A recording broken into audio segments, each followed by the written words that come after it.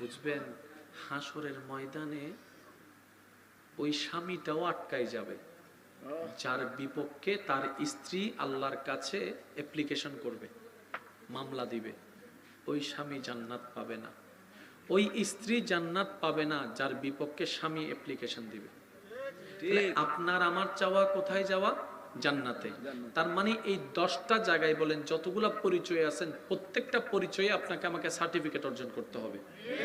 তার মানে বাবা হিসেবে বেস্ট হতে হবে, ছেলে হিসেবে বেস্ট হতে হবে, ভাই হিসেবে বেস্ট হতে হবে, চাচা হিসেবে বেস্ট হতে হবে, আপনার জেঠা হিসেবে বেস্ট হতে হবে, মুসল্লি হিসেবেও বেস্ট হতে হবে, স্বামী এবং স্ত্রী হিসেবেও বেস্ট হতে হবে। এবার আমরা পেঁচটা লাগাই কোথায় দেখেন?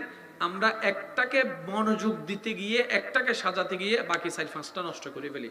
অনেকে আছেন ভালো স্বামী কিন্তু ভালো ছেলে নয়, আবার অনেকে ভালো ছেলে হয়েছে মা বাবার একদম কলিজা কিন্তু ভালো স্বামী হতে পারেনি। এবার আপনি বলবেন হুজুর এটা বলা সহজ করা কঠিন। আমি বললাম ভাই করা কঠিন আমি নিজেও জানি, কিন্তু এই ছাড়া তো আমাদের দ্বিতীয় কোনো উপায় নাই। প্যাঁচ কোথায় লাগছে বুঝছেন? দ্বিতীয় কোনো উপায় নাই। এবার মনে করেন কোন একটা পরীক্ষার হলে গেলাম, আপনি আমি প্রশ্ন পারি মাত্র 2টা, কিন্তু আমাদেরকে টিচারে বলতেছে 5টা প্রশ্নের 5টাই উত্তর দাও। তাহলে দ্বিতীয় কোনো উপায় নাই, পারি আর না পারি এই 2টা দিলে হবে না, 5টাই লাগবে। না পারলে ফেল, তো স্যারের কি আসে যায়? আমি তো আপনি ফেল হতে চাই না, ফেল হলে তো জাহান্নাম। আমরা সবাই জান্নাতে যেতে চাই, জান্নাতে যেতে গেলে আমাদেরকে পাস করতে হবে।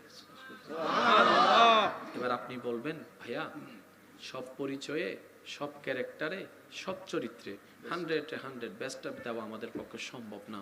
আমি বলি যে বাদ দেন ভাই, আবু বকর সিদ্দিকের জীবনী দেখেন, উনি বাবা হিসেবেও বেস্ট, স্বামী হিসেবেও বেস্ট, সন্তান হিসেবেও বেস্ট, সুবহানাল্লাহ বলেন, মুক্তাদি হিসেবেও বেস্ট, ইমাম হিসেবেও বেস্ট, সাহাবাদের মধ্যেও বেস্ট। সুবহানাল্লাহ।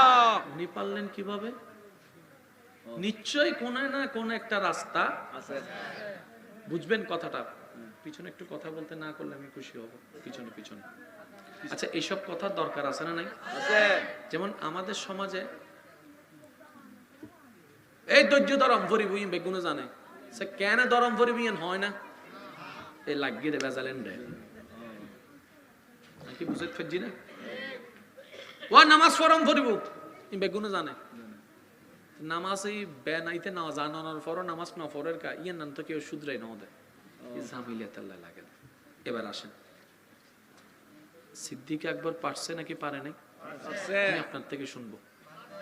ফারুক আজম পারছে, উসমান গনি পারছে, মৌলা আলী পারছে, হাসান হুসাইন পারছে, আউলিয়া کرام পারছে। আমরা পারছি না কেন? কারণ আমরা আমাদের ব্রেন দিয়ে চিন্তা করছি, সেজন্য ইম্পসিবল। মনে রাখবেন ওনারা পেরেছেন কারণ ওনারা পারার সিস্টেমটা শিখে ফেলেছে, কৌশলটা জেনে ফেলেছে, রাস্তাটা দেখে ফেলেছে। সুবহানাল্লাহ। আর সেটা কি? এবার রব্বে করিম বলে বান্দা দুনিয়াতে তুমি যত ক্যারেক্টারে আছো সেই প্রত্যেকটি ক্যারেক্টারে 100 তোমাকে নিতে হবে। সন্তান হিসেবে মা বাবার সার্টিফিকেট তোমার কাছে থাকতে হবে, স্বামী হিসেবে স্ত্রীর সার্টিফিকেট তোমার কাছে থাকতে হবে, স্ত্রী হিসেবে স্বামীর সার্টিফিকেট তোমার কাছে থাকতে হবে, ভাই হিসেবে ভাইয়ের সার্টিফিকেট থাকতে হবে। শুধু তাই নয়, প্রতিবেশী হিসেবে তোমার প্রতিবেশীরও সার্টিফিকেট আমি জিজ্ঞেস করব। আমাকে জান্নাত দেওয়ার আগে, আপনাকে জান্নাত দেওয়ার আগে আল্লাহ সবাইকে জিজ্ঞেস করবে এই প্রতিবেশী তোর প্রতিবেশী কেন আছিল? যদি হয় আল্লাহ আর হষ্ট দিই। তাহলে আমার জান্নাতে যাওয়ার জন্য প্রতিবেশীর সার্টিফিকেটের দরকার আছে, মা বাবার সার্টিফিকেটের দরকার আছে, আরেকটু জোরে বলেন স্বামীর সার্টিফিকেটের দরকার আছে, স্ত্রীর সার্টিফিকেটের দরকার আছে, সন্তানের সার্টিফিকেটের দরকার আছে, ভাইয়ের সার্টিফিকেটের দরকার আছে, চাচার সার্টিফিকেটের দরকার আছে, জেরার সার্টিফিকেটের দরকার আছে। এবার আমি একটা মানুষ সইব তো কত সইব, মানব তো কত মানব, ধৈর্য ধরবো তো কত ধরবো, আমারও তো একটা রাগ আছে, আমারও একটা তো ক্ষোভ আছে। আরে মানলাতে দুনিয়া তো নরমের শক্তের ভক্ত, নরমের জম, ভালো মানুষের দাম নাই, নম্রতা দেখালে মাথায় উঠে বসে যায়, ক্ষমা করলে আরো বেশি করে। এই দুনিয়ার মধ্যে আমি কিভাবে বলবো? আমি বলি ভাই একটু থামেন, একটু থামেন, আপনার আমার পক্ষে একদম সম্ভব নয়, সেটা আমরা জানি, কিন্তু যদি রব চাই